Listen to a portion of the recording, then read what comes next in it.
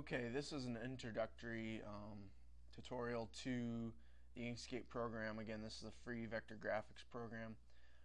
One of the first things that is nice about Inkscape is no matter how much I zoom in, to zoom in you can hold Shift and the plus key.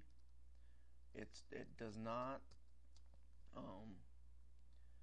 whenever you zoom in, it will not pixelate because it's vector graphics. It's high quality imaging, and anytime I zoom in, it will not pixelate. So I can zoom all the way in and it never pixelates. And then to zoom back out, I just hold Shift and the minus key. So Shift plus, Shift minus zooms you in and out. One of the tools you guys will be working with is the ellipse tool or the oval tool. Now, if you just draw, you don't get a perfect circle. So to achieve a perfect circle, you hold Shift in Inkscape, and it will give you a perfect circle. Excuse me, in Inkscape it is Control. Okay. Now, one of the things, shortcuts that I use a lot is the F1 key, the function 1 key, gets me my pointer tool. And I'm here.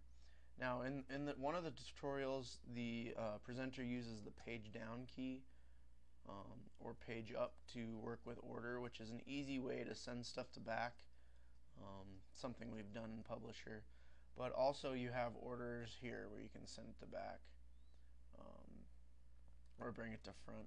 Right up here is your keys. One of the major things that you'll use is the basically your gradient stroke function or dialog box. So it's this little paintbrush and it's right next to the text tool. You just hit that when you have an object selected, and you can start to get into those gradients. You can edit your gradients here, and your second stop, which you'll learn to use, will be there. And gradients are the way that we can make it look 3D. And then our gradient edit tool is right here, and that's how you can move it to make sure where your light's coming from. You can mess it like this, and all this is covered in the tutorials you guys will watch. I just wanted to kind of give you a brief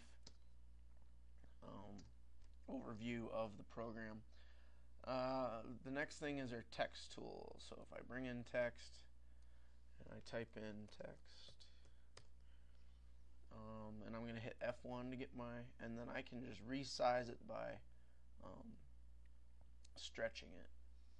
And again, I can work my stroke and my fill. So the difference between fill is what's here. Stroke has to do with the outside. So if I put a stroke on and I make it white, you can see that put a stroke around my text. Your text options are located in your text menu, text and font, and you can choose your text. For the funky text, the fatter the text you use, the better. You just say apply and it will change your text. Now, it does change the size, so then you have to resize it, and it resizes it for you. The other thing you'll use is in the paths menu, object to path, and I have to make text object to path in order to do the next step, which you guys will use a lot, is this dynamic offset. And basically you're going to duplicate things, and to duplicate something you can right click and duplicate, or the shortcut is Control D. And then if I make that object to path, and then dynamic offset is what you guys are going to use a lot. And then I can kind of make these little features behind. This text doesn't work because with the white stroke, but again, this will all be covered in the tutorials you guys will watch. I just wanted to give you a brief introduction to the tools you'll use to complete these. And kind of where we're going with this is you guys will learn some of this program, and then you will be designing a t-shirt for skateboard camp that I teach in the summer, and that will be my t-shirt design. So